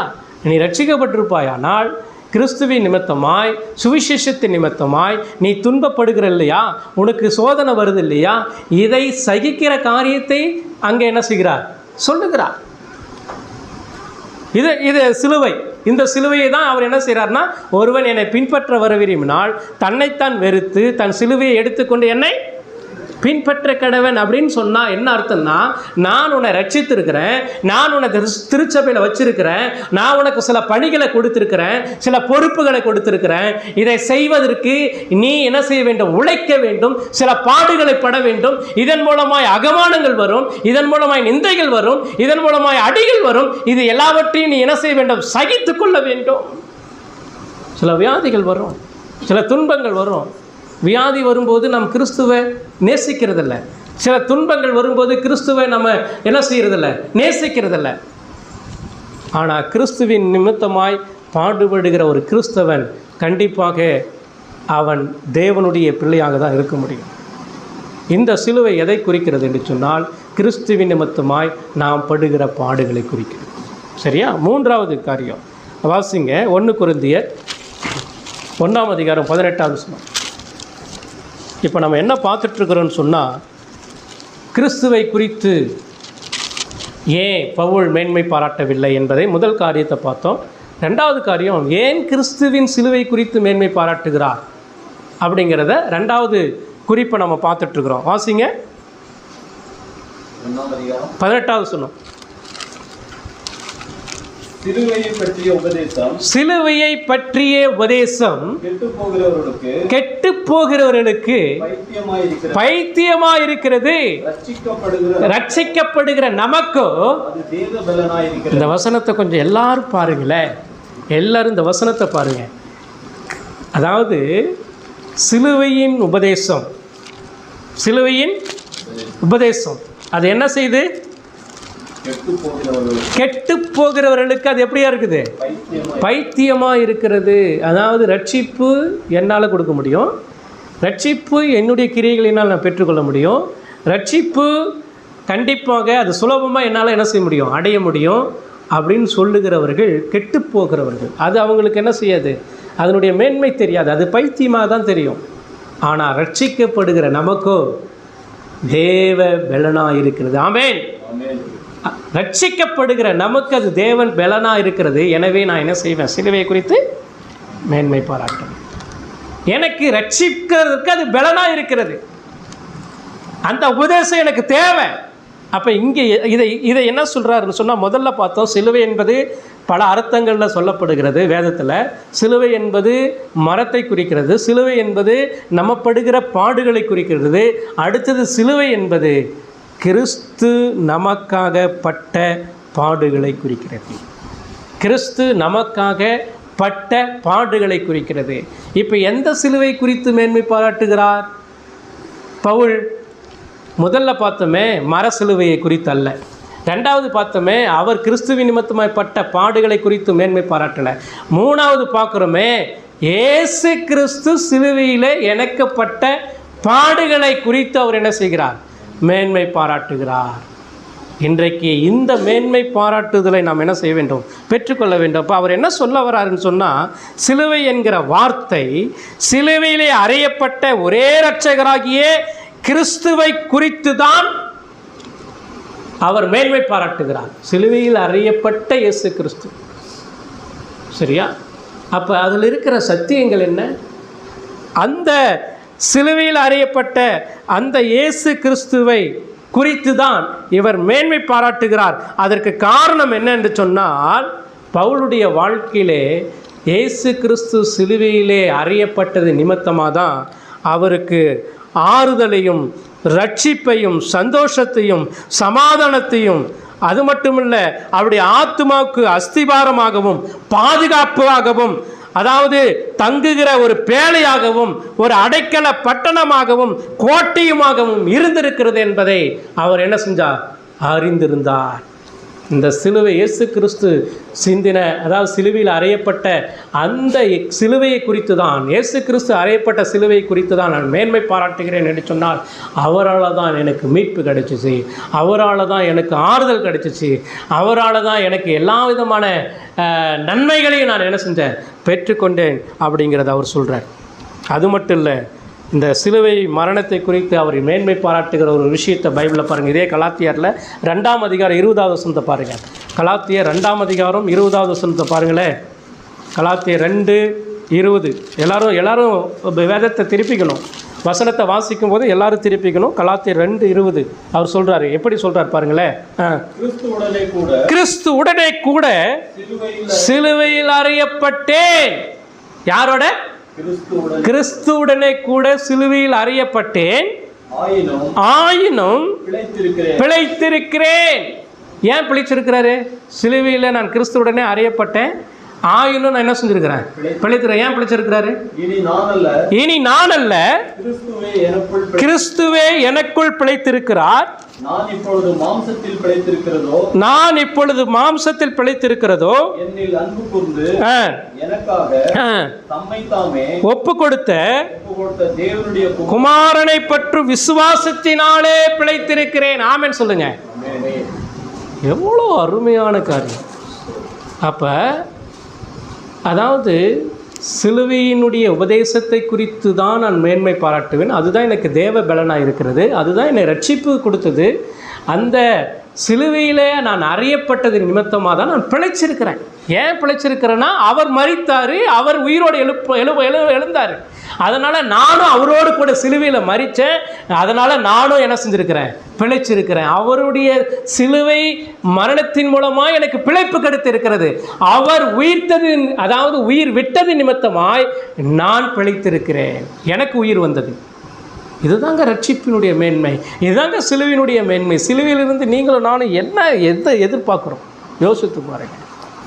அதனால் அவர் என்ன சொல்கிறாருன்னு அவர் சொன்னால், அதனால தான் அவர் சொல்கிறாரு, பவுல் இதை தான் அவர் மேன்மை பாராட்டுறது மட்டுமல்ல, எதை மேன்மை பாராட்டுகிறாரோ அதை குறித்து தான் எல்லா இடத்துலையும் போய் என்ன செய்கிறாரு சொல்கிறார். எல்லா இடத்துலையும் போய் இதை தான் சொல்கிறாரு. அப்படி சுவிசேஷத்தை சொல்லும்போது அவரை குறித்து சொல்லலை, நான் இப்படிப்பட்டவன், நான் இவ்வளோ இதாக இருந்தேன் அப்படிலாம் சொல்லலை. கிறிஸ்து என்னை இப்படி தான் பண்ணார், கிறிஸ்து தான் என்னை ரட்சித்தார், அவருடைய சிலுவை குறித்து தான் எல்லா இடங்களிலும் என்ன செஞ்சார்? பேசிக்கிட்டே இருந்தார், பிரசங்கம் பண்ணிக்கிட்டே இருந்தார். புரியுதா? அவர் இதுதான் வேதத்தினுடைய முழு மையமாக இருக்கிறது. இந்த சிலுவை மரணம் தான் வேதத்தினுடைய முழு மையமும். இந்த சிலுவை மரணம் தான். இதை குறித்து இன்றைக்கி நிறைய பேர் பேசுகிறதில்ல, இதை குறித்து யாருமே சிந்திக்கிறதில்ல. முதல் ஆதியாகமத்தில் 3ஆம் அதிகாரம், ஆதியாகம் 3ஆம் அதிகாரம் 15வது வசனத்தில் அங்கே என்ன செய்யப்படுது? கிறிஸ்துவனுடைய சிலுவை மரணத்தை சொல்லுகிறது. அதன் அடிப்படையில் தான் முழு வேதமும் என்ன செய்கிறது? காணப்படுகிறது. நீ எதை பார்த்தாலும் பாருங்கள், அதாவது இவன் ஏன் சிலுவை மரணத்தை குறித்து மேன்மை பாராட்டுறான்? இதை தவிர வேறு என்னங்க பேசுகிறது? இதை தவிர வேறு என்ன பேசுகிறது இயேசு கிறிஸ்துகிட்ட? புரியுதுங்களா? பரிசுத்தமான தேவனையும் பாவியாக இருக்கிற மனிதனையும் இணைத்தது தான் சிலுவை. புரியுதா? நீ வேற என்ன பேசுவ நீ? ஆனால் இதை விட்டுட்டு மற்றது எல்லாமே பேசுகிறாங்க. ஆனால் இதை என்ன செய்யறதில்ல, பேசுறதுகளை. எப்படி ரட்சிப்பு கிடைக்கும்? ரட்சிக்கப்படாமையே இன்னைக்கு ஞானஸ்தானம் பெற்றுக்கொள்வது, ரட்சிக்கப்படாமையே பிரசங்கிக்கிறது, ரட்சிக்கப்படாமையே சபையில் அங்கமாக இருக்கிறது, ரட்சிக்கப்படாமையே ஊழியம் செய்கிறது. இன்றைக்கு காரணம் என்னவென்று சொன்னால், சிலுவையினுடைய மேன்மையை குறித்து சிந்திக்காம, செயல்படாம, வேதத்தில் இருக்கிற காரியத்தை குறித்து அவங்க பேசாம வேற எதையோ பேசி மக்களை குழப்பி இன்றைக்கு எல்லா மக்களையும் நரகத்தின் பக்கமாக என்ன செய்யறாங்க? கூட்டிக் கொண்டு போகிற ஏராளமான கள்ளப்போதகர்கள் இன்னைக்கு பெருகிட்டாங்க. அதை தான் பவுலுங்க சொல்றார். ஏன்னா அவங்க நல்வேஷமாய் திரிகிறார்கள். சிலுவையை குறித்து துன்பப்படாதபடிக்கு இன்றைக்கி நிறைய பேர் என்ன நினைக்கிறான்? எனக்கு எந்த துன்பமே வரக்கூடாதுன்னு நினைக்கிறான், எந்த பிரச்சனையுமே வரக்கூடாதுன்னு நினைக்கிறான். ஆனால் அப்படிப்பட்ட கிறிஸ்துவம் எப்படி பரலோகத்துக்கு போக முடியும்? உபத்திரவத்தின் வழியாக தான் நம்ம தேவனுடைய ராஜ்யத்தில் என்ன செய்ய முடியும்? பிரவேசிக்க முடியும் என்று சொல்லி வேதம் சொல்லுகிறது. புரியுதுங்களா? அப்போ இன்றைக்கு வேதத்தில் ஆதியாகமம் 3ஆம் அதிகாரம் 15லிருந்து நீங்கள் படித்து பார்த்தீங்கன்னா, அதாவது மோசேய நியாயப்பிரமாணத்தில் அதில் நீங்கள் படிக்கிற விஷயம் என்ன? அங்கே நியாயப்பிரமாணம் கொடுக்கப்படுகிறது. அடுத்தது மோசே என்ன செய்கிறான்? ஆசரிப்பு கூடாரத்தை என்ன செய்கிறான்? ரெடி பண்ணுறான். ஆசரிப்பு கூடாரத்தில் என்ன செய்யப்படுது? பலிகள் செலுத்தப்படுது. அப்போ பலிகள் செலுத்தப்படும் போது அங்கே என்ன சொல்லப்படுது? அந்த பலி எதை குறிக்கிறது? இயேசு கிறிஸ்து உனக்காக எனக்காக சிலுவையில் என்ன செய்ய போகிறார்? மரிக்க போகிறார். இதை சொல்லுது. அப்போ நீ பழையற்பாட்டு காலத்தில் நீ எங்கே பார்த்தாலுமே பலி செலுத்தி தான் கடவுளை தொழுது கொள்வான். ஆபிரகாம் அப்படி தான் பண்ணான், ஏனோக்கு அப்படி தான் பண்ணான், நோவா அப்படி தான் பண்ணான். புரியுதா? எல்லாருமே அப்படி தான் பண்ணாங்க. பலி செலுத்தி தான் ஆண்டவரை என்ன செய்தாங்க? தொழுது கொண்டார்கள். அப்போ இது எல்லாமே எதை குறிக்கிறது என்று சொன்னால், சிலுவை மரணத்தை குறித்து சொல்லப்படுகிறது பழைய ஏற்பாட்டில். அதனால தான் பவுல் என்ன சொல்கிறான்னா, இதை குறித்து தான் நான் மேன்மை பாராட்டுவேன். வேறு என்னங்க நான் மேன்மை பாராட்டுறது? வேறு என்னத்தை நான் மேன்மை பாராட்ட முடியும்? ஒன்றுமே நான் மேன்மை பாராட்ட முடியாது. நான் இங்கே இருந்தாலும் சிலுவை குறித்து தான் மேன்மை பாராட்டணும். நான் பரலோகத்துக்கு போனாலும் அங்கேயும் என்ன செய்யணும்? சிலுவை குறித்து தான் மேன்மை பாராட்டணும். ஏன்னா அதுதான் என்னை ரட்சித்தது. அது இல்லாமல் எனக்கு ரட்சிப்பு கிடையாது. வாசிங்க இன்னொரு வருஷம் வெளிப்படுத்தின விசேஷம் 5ஆம் அதிகாரம் 6வது வசனத்தை பாருங்கள். வெளிப்படுத்தின விசேஷம் 5ஆம் அதிகாரம் 6வது வசனம். அப்பொழுது இதோ அடிக்கப்பட்ட வண்ணமாய் இருக்கிற ஆட்டுக்குட்டி சிங்காசனத்திற்கும் 4 ஜீவன்களுக்கும் மூப்பர்களுக்கும் மத்தியிலே நிற்க கண்டேன். அது 7 கொம்புகளையும் 7 கண்களையும் உடையதாய் இருந்தது. அந்த கண்கள் பூமி எங்கும் அனுப்பப்படுகிற தேவனுடைய 7 ஆவிகளேயாம். அடுத்த வசனம். அந்த ஆட்டுக்குட்டியானவர் சிங்காசனத்தின் மேல் உட்கார்ந்தவருடைய வலது கரத்தில் இருந்த புஸ்தகத்தை வாங்கினார். பரலோகத்தில் இங்கே என்ன அறிவிக்கப்படுகிறது? பரலோகத்தில் அடிக்கப்பட்ட ஆட்டுக்குட்டி. யார் அது? இயேசு கிறிஸ்து. அவருக்கு பேர் என்னது? அடிக்கப்பட்ட ஆட்டுக்குட்டி. அப்போ சிலுவையிலே அறைந்த இயேசு, சிலுவையிலே அறைந்த இயேசு, உங்களுக்காக எனக்காக அடிக்கப்பட்ட இயேசு அடிக்கப்பட்ட ஆட்டுக்குட்டி. பழைய ஏற்பாட்டு காலத்தில் அடிக்கப்பட்ட ஆட்டுக்குட்டி. நீ பலி செலுத்தும் போதெல்லாம் என்னத்தை தான் பலி செலுத்தணும்? ஒரு ஆட்டுக்குட்டியை போய் பலி செலுத்தணும், ஒரு புறாவை போய் பலி செலுத்தணும். அங்கே ரத்தம் சிந்தப்பட வேண்டும். இதை தான் புதிய ஏற்பாட்டிலே இயேசு கிறிஸ்து இந்த உலகத்துக்கு வந்து சிலுவையிலே அதை நிறைவேற்றி முடித்தார். எனவே தான் அதை குறித்து தான் என்ன செய்வேன்? மேன்மை பாராட்டுவேன். புரியுதுங்களா? இன்றைக்கி கிறிஸ்துவை குறித்து தான் அறிவு நமக்கு இருக்கலாம். வேதத்திலேருந்து 4 சுவிசேஷங்களும் இயேசு கிறிஸ்து எப்போ வந்து பிறந்தார், என்ன செஞ்சார், சிலுவைக்கு எப்படி போனார், எப்படி வந்தார் அப்படிங்கிறத சொல்லலாம். இது வெறும் அறிவு இருந்தால் மட்டும் போதாது. இந்த அறிவு நம்ம என்ன செய்யாது? ரட்சிக்காது. இந்த அறிவு ஒன்றுத்துக்கும் நமக்கு புரோஜனம் இருக்காது. சிலுவை மரணத்திலே அவர் சிந்தின ரத்தம் நம்முடைய பாவங்களை கழுவும் என்பதை ஆத்தும ரீதியாக நாம் உணர்ந்தால் மட்டும்தான் இந்த சிலுவை மரணத்தினுடைய பலனை நீங்களும் நானும் என்ன செய்ய முடியும்? அனுபவிக்க முடியும். நான் பாவி என்பதை உணராமல், இந்த பாவத்துக்கு பரிகாரி இயேசு கிறிஸ்து மட்டும்தான், அவர் சிலுவையில் சிந்தின ரத்தம் மட்டும்தான் என்னை மீட்க முடியும் என்பதை நீங்களும் நானும் உணராமல் இருந்தோம் அப்படின்னு சொன்னால், இதன் மூலமாக எந்த ஒரு பலனையும் நீங்கள் அனுபவிக்க முடியாது. அனுபவிக்காமல் இருப்பீங்கன்னா நீங்கள் எதை குறித்து மேன்மை பாராட்டுவீங்க? இதை குறித்து ஒரு நாள் என்ன செய்ய மாட்டீங்க? மேன்மை பாராட்ட மாட்டீங்க. நீங்கள் எதை குறித்து மேன்மை பாராட்டுவீங்க? உங்களை சார்ந்திருக்கிற பணம், உங்களுக்கு இருக்கிற மதிப்பு, உங்களுக்கு இருக்கிற மரியாதை, அதை குறித்து தான் மேன்மை பாராட்டுவீங்களே ஒழிய சிலுவையை குறித்து நீங்கள் என்ன செய்ய மாட்டீங்க? மேன்மை பாராட்ட மாட்டீங்க. முதல்ல பார்த்தோம் என்னது? ஏன் பவுல் சிலுவை குறித்து மேன்மை பாராட்டவில்லை அப்படிங்கிறத பார்த்தோம். ரெண்டாவது, ஏன் பவுல் சிலுவை குறித்து மேன்மை பாராட்டினார் அப்படிங்கிறத பார்த்தோம். முதல்ல ஏன் பவுல் சிலுவையை தவிர வேற ஒன்றையும் மேன்மை பாராட்டவில்லை என்பதை பார்த்தோம். ரெண்டாவது, பவுல் ஏன் சிலுவையை குறித்து மட்டுமே மேன்மை பாராட்டினார் என்பதை பார்த்தோம். மூணாவது விஷயம், ஒரு மெய்யான விசுவாசி ஏன் கிறிஸ்துவின் சிலுவையை குறித்து மேன்மை பாராட்ட வேண்டும்? ஒரு விசுவாசி ஏன் சிலுவையை குறித்து என்ன செய்ய வேண்டும்? மேன்மை பாராட்ட வேண்டும். அதை தான் நம்ம பார்த்தோம். கிறிஸ்துவினுடைய பாடுகள் அனைத்துமே, கிறிஸ்துவினுடைய சிலுவையில் இயேசு கிறிஸ்து சிந்தின பட்ட பாடுகள் அத்தனையுமே அது தற்செயலாக நடைபெற்ற காரியம் அல்ல. அது முன்கூட்டியே தீர்மானிக்கப்பட்ட ஒரு காரியம். எப்போ தீர்மானிக்கப்பட்டது? உலகம் உண்டாவதற்கு முன்பாகவே அது தீர்மானிக்கப்பட்டது. புரியுதா? கிறிஸ்துவின் பாடுகள் அனைத்துமே அது முன்னதாகவே தீர்மானிக்க. அதுக்கு ஒரு வசனத்தை நம்ம படிச்சிருவோம். அப்போஸ்தலர் 2ஆம் அதிகாரம் 23வது வசனம். அப்போஸ்தலர் 2ஆம் அதிகாரம் 23வது வசனம். அப்படி இருந்தும் தேவன் நிர்ணயித்திருந்த ஆலோசனையின்படியேயும் அவருடைய முன் அறிவிப்பின்படியேயும் ஒப்பு கொடுக்கப்பட்ட அந்த இயேசுவை நீங்கள் பிடித்து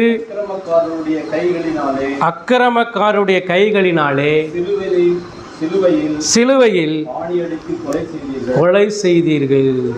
சரிங்களா? தெளிவாக சொல்கிறார் பேதுரு. அப்போஸ்தலர் நடவடிக்கைகளிலே மேல் வீட்டிலே அவர் பரிசுத்தாவின் வரத்தை பெற்ற பின்னாடி அவர் கிறிஸ்துவை எப்படி வெளிப்படுத்துகிறார்னு பாருங்கள். அவர் எப்படி வெளிப்படுத்துகிறார் அப்படிங்கிறத கொஞ்சம் சிந்திச்சு பாருங்களேன். அவர் அதாவது அப்படி இருந்தும் தேவன் நிர்ணயித்த ஆலோசனையின்படியையும், இந்த சிலுவை மரணம் இப்போ நிர்ணயிக்கப்பட்டதில்ல, ஏற்கனவே நிர்ணயிக்கப்பட்டது. அவருடைய முன் அறிவிப்பின்படியையும் ஒப்பு கொடுக்கப்பட்ட அந்த இயேசுவை நீங்கள் பிடித்து அக்கிரமக்காரருடைய கைகளினாலே சிலுவையில் ஆணியடித்து கொலை செய்தீர்கள். தேவன் அவருடைய மரண உபாதிகளின் கட்டைகளை அவிழ்த்து அவரை எழுப்பினார். அவர் மரணத்தினால் கட்டப்படக்கூடாது இருந்தது. அவர் மரணத்தினால் கட்டப்பட்டிருக்க கூடாது இருந்தது. எவ்வளோ ஆழமாக சொல்கிறார். எனவே இந்த சிலுவை, இந்த ஒவ்வொரு விசுவாசியும், ரட்சிக்கப்பட்ட விசுவாசியும் சிலுவை குறித்து ஏன் மேன்மை பாராட்ட வேண்டுமானால், இது தற்செயலாய் நடந்த காரியம் இல்லை, உலக தோற்றத்துக்கு முன்பாகவே தீர்மானிக்கப்பட்டதான ஒரு காரியம். இன்னொரு விஷயம், சரிங்க, இந்த சிலுவை மரணத்தில், இயேசு கிறிஸ்துவின் சிலுவை மரணத்தில் என்னதாங்க இருக்குது? என்னத்தை பார்க்க முடியும்? ஒவ்வொரு விசுவாசியும் இதை பார்க்கணும். என்ன பார்க்கணும்? முதல் காரியம், அதாவது கிறிஸ்துவின் சிலுவையில், இயேசு கிறிஸ்து சிலுவையில் நம்ம பார்க்க வேண்டிய ஒரு விஷயம் என்ன சொன்னால், பாவமானது தேவனுடைய பார்வையில் எவ்வளவு அகோரமாகவும் அருவருப்புமாய் இருக்கிறது என்பதை நாம் அறிய வேண்டும். புரியுதா? இந்த சிலுவை மரணத்தில் நம்ம பார்க்குறோம், அடிக்கப்பட்டார், நொறுக்கப்பட்டார், அவர் தலையில் முள்முடி சுமத்தப்பட்டது, கன்னத்தில் அரைஞ்சாங்க, அது மட்டும் இல்லை அவருடைய விழாவில் குத்துனாங்க. இது எல்லாமே நீங்களும் நானும் பார்க்குறோம். பார்த்து என்ன செய்கிறோம்? பரிதாபப்படுறோம். ஐயோ, இயேசு கிறிஸ்து இப்படி தான். நிறைய பேர் அழுவாங்க இதை சொல்லும்போது. இந்த சிலுவை கருணாமூர்த்தி படம் போட்டு காட்டின போது உட்காந்து பார்க்குறவங்களாம் என்ன செய்வாங்க? அழுவாங்க. ஆனால் இதில் உணரக்கூடியதான ஒரு விஷயம் என்ன சொன்னால், இந்த கொடூரம் என்னுடைய பாவத்தின் நிமித்தமாக நடந்தது. இதை உணரணுங்க. ஒவ்வொரு விசுவாசியும் நான் பாவி என்பதை உணரணுங்க. இப்போ என்னுடைய பாவத்திற்காக தான் இவ்வளவு பெரிய அகோரமான காரியங்கள், கொடூரமான காரியங்கள் இயேசுவுக்கு சிலுவையிலே காணப்பட்டது. அவர் நொறுக்கப்பட்டார். இதற்கெல்லாம் என்ன காரணம்னு சொன்னால், என்னுடைய பாவத்தினுடைய கொடூரம். நான் அவ்வளவு மோசமானவங்க. அவர் ஒரு தப்பும் பண்ணலை, அவர் ஒரு தவறும் செய்யாதவர். அவர் பரிசுத்த தேவனால் அனுப்பப்பட்ட பரிசுத்த தேவகுமாரனாக இந்த உலகத்திலே பிறந்தார். 33 வருஷம் வாழும் போதும் கூட, பாவிகளோடு வாழும் போதும் கூட அவர் ஒரு இமி அளவு கூட பாவம் செய்யாதவராக இருந்தார். ஆனால் இந்த அளவுக்கு அவர் சிலுவையிலே நொறுக்கப்படுவதற்கான காரணம் என்ன? உன்னுடைய பாவத்திற்காக, என்னுடைய பாவத்திற்காக அவர் நொறுக்கப்பட்டார். அப்ப பாவம் எவ்வளவு கொடூரமானது என்பதை உணருங்க. தைரியமாய் பாவம் செய்து கொண்டிருக்கிறோமே, அந்த பாவத்தினுடைய கொடூரம் இயேசு கிறிஸ்துவை நொறுக்கியது. எவ்வளோ அடி, எவ்வளோ நிந்தை. காரி துப்புறாங்க, ஒருத்தை காரி துப்புறான். வேசியின் மகனே என்று சொல்லுகிறான், முள்முடிய சுமத்துகிறான், ஈட்டியினாலே குத்தப்படுகிறான். நீயும் நானும் செய்த பாவத்தினுடைய கொடூரம் இன்னைக்கு நம்ம உணரணுமா? தைரியமாக பாவம் செய்கிறோமே, தைரியமாக பாவம் செய்கிறோமே. இதனுடைய பின்விளைவு என்ன என்பதை அறிந்தாலும் கூட பொய் பேசுகிறோமே. புரியுதா? நியாயப்பிரமாணம் என்னெல்லாம் செய்யக்கூடாது என்று சொல்லுகிறதோ அத்தனையும் நீங்களும் நானும் செய்கிறோமே. விபச்சாரம் பண்றோம், வேசித்தனம் பண்றோம், கொலை செய்கிறோம், மெய்யான கடவுளை விட்டு விட்டு பொய்யான காரியங்களுக்கு அதிக முக்கியத்துவம் கொடுக்கிறோம், மனுஷனுடைய கிரியைகளுக்கு அதிக முக்கியத்துவம் கொடுக்கிறோம். எவ்வளவுதான் வேதம் போதிச்சாலும், எவ்வளவுதான் சிங்கிருந்து புல்ஃபிட்டில் இருந்து சத்தியங்கள் பிரசங்கிக்கப்பட்டாலும் கொஞ்சம் கூட கீழ்ப்படியாதபடிக்கு தன்னுடைய இஷ்டத்தின்படி என்ன செய்கிறோம்? போய்கொண்டிருக்கிறோம். இதெல்லாம் எவ்வளோ பெரிய பாவங்க. இன்றைக்கும் கூட ரட்சிக்கப்பட்டும் கூட பாவத்தினுடைய கொடூரத்தை நீங்களும் நானும் உணர்றதில்லை. புரியுதா? நீங்கள் பாவத்தை உணர்ந்தீங்கன்னா நேராக உங்களுடைய மனது எங்கே போகணும் தெரியுமா? இயேசு கிறிஸ்துவின் சிலுவைக்கு போகணும். அங்கே நொறுக்கப்பட்டதான அவருடைய அங்கிருந்து சொட்டி கொண்டிருக்கிற அந்த ரத்தத்தை நீங்கள் பார்க்கணும். இதெல்லாம் யாருக்காகுங்க? இப்போ இதில் இந்த காரியத்தை பார்க்காத எப்படிங்க சிலுவையை மேன்மை பாராட்ட முடியும்? அவன் பாராட்ட முடியாது. அவனுடைய எல்லா விதமான காரியங்களும் எதை குறித்து பாராட்ட? உலக காரியங்களை குறித்து தான் பாராட்டுவான். அது மட்டும் இல்லை, சிலுவையில் நீங்களும் நானும் பார்க்குற அற்புதமான ஒரு காரியம் என்ன தெரியுமா? தேவனுடைய அன்பு. ஆமென். தேவனுடைய அன்புங்க. இந்த அன்பு அவ்வளோ நொறுக்கப்பட்டு அவ்வளோ பாவமாக ஒன்றும் இல்லைங்க.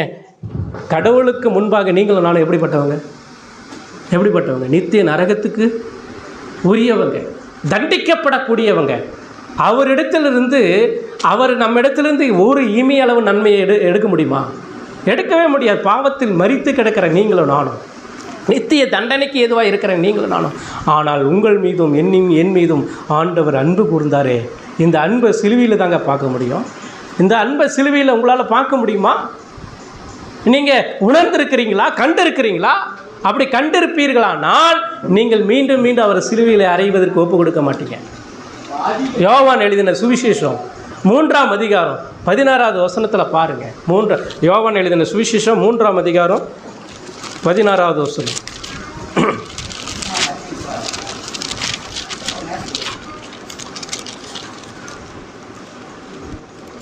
தேவன் தம்முடைய ஒரே பேரான குமாரனை, தேவன் அந்த வசனத்தை நல்லா கவனிங்க. இது நிறைய பேருக்கு மனப்பாடமாக கூட தெரியும், ஆனால் அதனுடைய ஆழம் நம்ம புரிஞ்சுக்கணும். தேவன் தம்முடைய ஒரே பேரான குமாரனை விசுவாசிக்கிறவன் எவனோ அவன் கெட்டு போகாமல், புரியுதுங்களா, அவன் கெட்டு போகாமல் நித்திய ஜீவனை அடையும்படிக்கு யாரை தந்தருளி? கிறிஸ்துவை தந்தருளி இவ்வளவாய் உலகத்தில் அன்பு கூர்ந்தார். இன்றைக்கு அக்கிரமத்தினாலும் பாவத்தினாலும் நாம் பெருகி கொண்டிருக்கிற நீங்களும் நானும், இன்றைக்கு அடிக்கப்படுவதற்கு நித்திய நரகத்திற்கு ஏதுவாக இருக்கிற நீங்களும் நானும், நம்ம பிழைப்பதற்காக, மீட்கப்படுவதற்காக தேவன் நம்மீது அன்பு கூர்ந்தார். நம்மீது எப்படி அன்பு கூர்ந்தார்?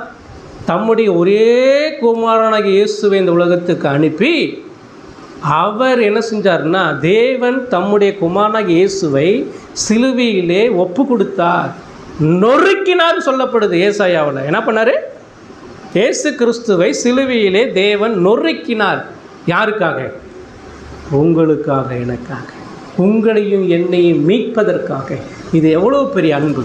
இந்த அன்பு எங்கிருந்து கிடைக்கும்? சிலுவையிலிருந்து மட்டும்தான் கிடைக்கும். வேறு எங்கிருந்து என்ன செய்யாது? கிடைக்காது. இன்றைக்கு சிலுவை மரணத்திலே, இன்றைக்கி புனித வெள்ளி ஆராதனையிலே பங்கு பெற்றிருக்கிற நீயும் நானும் இந்த சிலுவையின் உபதேசத்தில் கிறிஸ்துவினுடைய அன்பை உங்களால் என்னால் பார்க்க முடியுதா? புரியுதா? இன்றைக்கி அந்த அன்பு உங்களுக்கும் எனக்கும் உங்களுடைய இருதயத்தில் என்னுடைய இருதயத்தில் ஊற்றப்பட்டு இருக்குமானால் ரட்சிக்கப்பட்டவர்களாக நம்ம என்ன செய்வோம்? பிறரிடத்தில் அன்பு கூறுவோம். இந்த அன்புங்கிற அந்த வார்த்தை எந்த மனிதனிடத்திலிருந்தும் வரலை, அது தேவனிடத்திலிருந்து வந்திருக்கிறது. அந்த அன்புங்கிற அந்த வார்த்தை சிலுவையிலிருந்து பிறந்திருக்கிறது, சிலுவையிலிருந்து வெளிப்படுத்தப்பட்டிருக்கிறது. பிதாவாகிய தேவன் உலகத் தோற்றத்துக்கு முன்பாகவே முன்குறித்தார். முன்குறிக்கப்பட்ட மக்களுக்காக இயேசு கிறிஸ்து சிலுவையிலே மரித்தார்.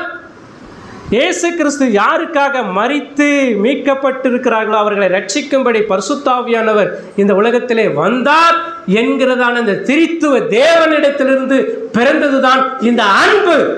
இந்த அன்பை சிலுவையிலே நீங்களும் நானும் கண்டுகொள்ள முடியும். இயேசு கிறிஸ்து சிலுவையிலே மரித்தார் என்றால், இயேசு கிறிஸ்து சிலுவையிலே நொறுக்கப்பட்டார் என்றால் இயேசுவை மட்டும் பார்க்கக்கூடாது. தேவன் அனுப்பினார், தேவன் நொறுக்கினார், தேவன் அனுமதித்தார் என்பதை பார்க்க வேண்டும். தன்னைத்தானாகவே சிலுவையிலே ஒப்பு கொடுத்து உங்களுக்காக எனக்காக கடைசி சொட்டு ரத்த வரைக்கும் சிந்தினார் என்பதை, இயேசு கிறிஸ்துனுடைய அன்பை, இரக்கத்தை பார்க்க வேண்டும். அது மட்டும் இல்ல, பரிசுத்த ஆவியானவர் அந்த கிறிஸ்துவினுடைய இரத்தத்தின் மூலமாய் உங்களையும் என்னையும் மீட்டார் என்கிறதான அந்த அற்புதமான கிருபையை நீங்களும் நானும் பெற்றுக்கொள்ள வேண்டும். இதுதான் சிலுவையில் பார்க்கிறதான காரியம். இதை அறிஞ்சிருக்கிறோமா? இந்த அன்பை நீங்களும் நானும் ருசித்திருக்கிறோமா? யோசித்து பாருங்க. எதை பார்க்க வந்தீர்கள்? புனித வெள்ளி ஆராதனையிலே எதை கேட்பதற்காக வந்தீர்கள்? எதை எதிர்பார்த்து வந்தீர்கள்? இந்த சிலுவையிலே கடந்த 2000 வருஷங்களுக்கு முன்பு கிறிஸ்து சிலுவையிலே மரித்த அந்த மரணத்திலே நான் பாவி என்பதை உணர முடிகிறதா? அல்லது இயேசு கிறிஸ்துனுடைய அன்பு தேவனால் அனுப்பப்பட்டு நொறுக்கப்பட்ட நிமித்தமாய் உங்களுக்கும் எனக்கு மீட்பு கிடைத்திருக்கிற என்கிறதான அன்பை பார்க்க முடிகிறதா? யோசித்து பாருங்கள். அடுத்தது அது மட்டும் இல்லை, நான் பரிசுத்தமாக நடக்க வேண்டும் என்பதற்கான நிறைய காரணங்கள் சிலுவையிலே இருக்கிறது. நான் இன்னும் பரிசுத்தமாய் வாழ வேண்டும், நான் இன்னும் பரிசுத்தமாய் தேவ சமூகத்திலே நான் காணப்பட வேண்டும் என்பதற்காக சிலுவையிலே உங்களுக்கும் எனக்கும் அதற்கான காரணத்தை அது என்ன செய்கிறது? சுட்டி காட்டுகிறது. நான் மீட்கப்பட்டவனாக இருக்கிறேன் என்று சொன்னால், நான் ரட்சிக்கப்பட்டவனாக இருக்கிறேன் என்று சொன்னால், ஒவ்வொரு நாளும் திருவிருந்து மூலமாக நான் என்ன செய்கிறேன்? திருவிருந்து எதுக்கு எடுக்கிறோம்? கம்யூனியன் எதுக்கு எடுக்கிறோம்? அவருடைய ரொட்டியே இரத்தத்தை நம்ம வாங்கும்போது சிலுவையிலே கிறிஸ்து எனக்காக மரித்தார். புரியுதா? எனவே நான் என்னுடைய பாவத்தை அறிக்கை செய்ய வேண்டும், நான் இன்னும் பரிசுத்தவனாக வாழ வேண்டும் என்பதை வெளிப்படுத்துவதற்காக தான் அந்த சிலுவை மரணம். புரியுதா? அப்போ இதை நம்ம பார்க்கணுங்க. ஒவ்வொரு நாளும் நம்ம இதை என்ன செய்யணும், பார்க்கணும். அது மட்டும் இல்லை, உலக கவலையிலிருந்து மகிழ்ச்சியோடு நான் என்ன செய்ய வேண்டும், சிலுவை நமக்கு அதாவது மகிழ்ச்சியோடு வாழ்வதற்கு இந்த சிலுவை கற்றுக் கொடுக்கிறது. இந்த உலகத்தில் கவலையற்று வாழும்படி. ஏன் கவலையற்று வாழணும்? எதுக்குங்க நமக்கு கவலை இருக்க தேவையில்லைங்க. நமக்கு செய்ய வேண்டிய அத்தனையும் சிலுவையில் இயேசு கிறிஸ்து என்ன செஞ்சிட்டாரு, செய்து முடிச்சிட்டாரு. நீ எதுக்கு கவலைப்படுற? நீ ரட்சிக்கப்பட்டிருப்பாயானால் உன்னுடைய கவலை என்னவா இருக்கணும் தெரியுமா? இயேசு கிறிஸ்துவுக்கு நான் பரிசுத்தமாய் வாழ்ந்து, அவர் கொடுத்த அந்த கட்டளையின்படி நான் வாழ்ந்து, அவருடைய நித்திய வருகைக்கு நான் என்ன செய்யணும், ஆயத்தப்பட வேண்டும். அதற்காக நம்மை குறித்து கவலைப்படணும் ஒழிய வேறு ஒன்றை குறித்து நம்ம என்ன செய்யக்கூடாது, கவலைப்படக்கூடாது. கவலைப்படாமல் தேவனுடைய அதாவது இருக்கும்படி வாழும்படி நமக்கு இந்த சிலுவை என்ன செய்கிறது, கற்றுக் கொடுக்கிறது. எனவே இந்த சிலுவை குறித்து நாம் என்ன செய்ய வேண்டும், ஒவ்வொரு விசுவாசியும் மேன்மை பாராட்ட வேண்டும். ஒரு சில காரியத்தை நான் சொல்லி முடிக்கிறேன். கிறிஸ்துவ மதத்திற்கு தனி சிறப்பு இந்த சிலுவை மட்டுமே கொடுக்கப்படுகிறது. இந்த சிலுவை தான் கிறிஸ்துவ மதத்துக்கே ஒரு தனி சிறப்பாக காணப்படுகிறது. வேறு எந்த மதத்துக்கும் இந்த சிறப்பெல்லாம் என்ன செய்யாது, கிடையாது. ஆனால் கிறிஸ்துவ மதத்திற்கு மட்டும்தான் இந்த இயேசு கிறிஸ்து சிந்தின அந்த சிலுவை மரணம் ஒரு தனி சிறப்பை என்ன செய்கிறது, நமக்கு கொடுக்கிறது. அது மட்டும் இல்லை, ஒரு ஊழியனின் பலமாக இருப்பது இயேசு கிறிஸ்துனுடைய சிலுவை. ஒரு ஊழியக்காரனுடைய பலமாக இருப்பது இயேசு கிறிஸ்துனுடைய சிலுவை. ஒரு ஊழியக்காரன் பிரசங்கிக்கும் போது இயேசு கிறிஸ்துனுடைய சிலுவையை பிரசங்கித்தால் மட்டும்தான் அவனுக்கு மீட்பு கிடைக்கும். இதுதான் அவனுடைய பலமே ஒழிய இது இல்லாமல் அவன் மற்றது எதை பேசினாலும் எதை பிரசங்கித்தாலும் கண்டிப்பாக ஒரு மனிதனுக்கு மீட்பு உண்டாகவே உண்டாகாது. ஒரு ஊழியக்காரன் சுமந்து செல்லக்கூடியதான ஒரு விஷயம் என்னன்னா இயேசு கிறிஸ்துனுடைய சிலுவை, இயேசு கிறிஸ்துனுடைய சிலுவை மரணம். அது மட்டும் இல்லை, அனைத்து சுவிசேஷ பயணங்களிலும் வெற்றியை கொடுப்பது இந்த சிலுவை மரணம் மட்டும்தான். எல்லா சுவிசேஷ ஊழியத்தின் நிமித்தமாக இன்றைக்கு நிறைய பேர் சுவிசேஷம் அறிவிக்கிறாங்க. அந்த சுவிசேஷத்தின் மூலமாக ரட்சிக்கப்படுறாங்கன்னா அதனுடைய வெற்றி எதை காட்டுகிறது என்று சொன்னால் இயேசு கிறிஸ்து சிந்தப்பட்டதான சிலுவையில் அறையப்பட்ட அந்த சிலுவை தான். அது மட்டும் இல்லை, சபை செழிப்பாக இருப்பதற்கு, திருச்சபை வளருவதற்கு, திருச்சபையிலே காணப்படுகிற எல்லா காரியங்களுக்கும் இந்த சிலுவை தான் அடித்தளமாக இருக்கிறது, அஸ்திபாரமாக இருக்கிறது. அது மட்டும் இல்லை, உண்மையான கிறிஸ்தவர்களிடத்திலே ஐக்கியத்தை உருவாக்குவதே இந்த சிலுவை மரணம்தான். எல்லா கிறிஸ்தவர்களும் ஐக்கியப்படுவதற்கு இந்த சிலுவை மரணம் தான். ஏன் இன்னைக்கு நிறைய சபைகள் ஐக்கியப்படலை? என்ன காரணம்? சிலுவையை குறித்ததான உபதேசம் இல்லை, சிலுவையை குறித்ததான ஆழமான சத்தியம் இல்லை, அதனால் ஐக்கியப்படவில்லை. புரியுதா? இன்னைக்கு ஐக்கியப்படுகிறது அப்படின்னு சொன்னால் யார் ஒருவர் சிலுவை மரணத்தை குறித்து தெளிவாய் பிரசங்கிக்கிறார்களோ அவர்களோடு மட்டும்தான் என்ன செய்ய முடியும், ஐக்கியமாக இருக்க முடியும். அதனால தான் அந்த ஐக்கிய பந்தி திருவிருந்து, அதுதான் ஐக்கிய பந்தி. ஒருவேளை பல டெனாமினேஷனலாக இருக்கலாம், வேறு பலவிதமான பெயரில் சபையை கட்டலாம், ஆராதிக்கலாம். ஆனால் வேதம் ஒன்று தான். எல்லாருமே இந்த சிலுவையினுடைய காரியங்களை குறித்து தான் சிந்திக்கிறார்களே ஒழிய அதனுடைய அடிப்படையில் தான் அவங்க எல்லாருமே என்ன செய்ய முடியும், ஐக்கியப்பட முடியும். அதனால தான் 1 யோவான் 1ஆம் அதிகாரத்தை நீங்கள் படித்து பார்த்தீங்கன்னா அதன் அடிப்படையில் தான் ஐக்கியமே உண்டாகும்.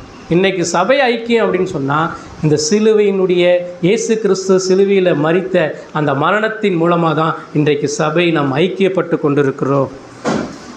எனவே எனக்கு பிரியமானவர்களே, நீங்களும் நானும் எதை நோக்கி பார்க்க வேண்டும் என்று சொன்னால் சிலுவையை நோக்கி பார்க்க வேண்டும்.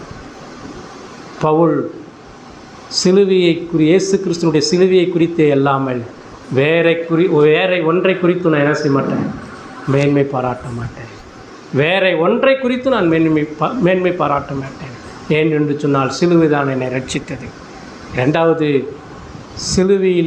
சிலுவை குறித்து ஆழமான சிந்தனை என்ன, ஏன் பவுல் சிலுவை குறித்து மேன்மை பாராட்டினார்? அந்த சிலுவையிலே அவன் அடைந்த ரட்சிப்பு, அந்த சிலுவையின் மூலமாய் அவன் பெற்ற மேன்மை, அவன் சிலுவையின் மூலமாய் அவன் செய்த ஊழியங்கள். எனவே சிலுவை குறித்து அவன் மேன்மை பாராட்டினான். மர சிலுவை குறித்து நீ மேன்மை பாராட்ட வேண்டிய அவசியம் இல்லை. என்னுடைய பாடுகள், என்னுடைய கிரியைகள், நான் பட்ட பாடுகளை குறித்து மேன்மை பாராட்ட வேண்டிய அவசியம் இல்லை. நீ மேன்மை பாராட்ட வேண்டுமானால் கிறிஸ்து உனக்காக எனக்காக அடிக்கப்பட்ட அந்த காரியத்தை குறித்து தான் நீங்களும் நான் என்ன செய்ய வேண்டும்? மேன்மை பாராட்ட வேண்டும். எனவே எனக்கு பிரியமானவர்களே, ஒரு சிலர் பாவத்தில் சிக்கி நீங்கள் வாழ்ந்து கொண்டிருக்கலாம். ஒருவேளை மோட்சத்திற்கு போகும் அழிவை, அதாவது மோட்சத்துக்கு போகாமல் நித்திய நரகத்திற்கு போகக்கூடிய வழியில் ஒருவேளை நீங்கள் தேடிக்கொண்டிருக்கலாம். அது மட்டும் இல்லை, நீங்கள் படிப்பறியாத ஒரு மக்களாக கூட இருக்கலாம்.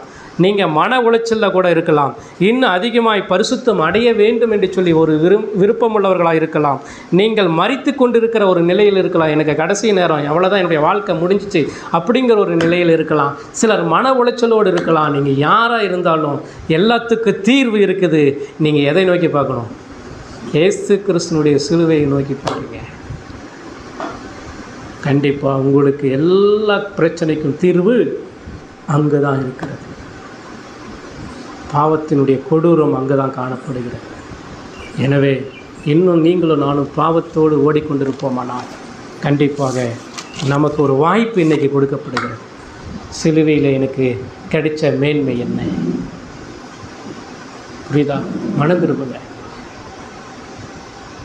நாம் செய்து கொண்டிருக்கிற பாவம், தொடர்ச்சியாக செய்து கொண்டிருக்கிற பாவம், மறைமுகமாக செய்து கொண்டிருக்கிற பாவம், எல்லா பாவங்களையும் அறிக்கை செய்யுங்க.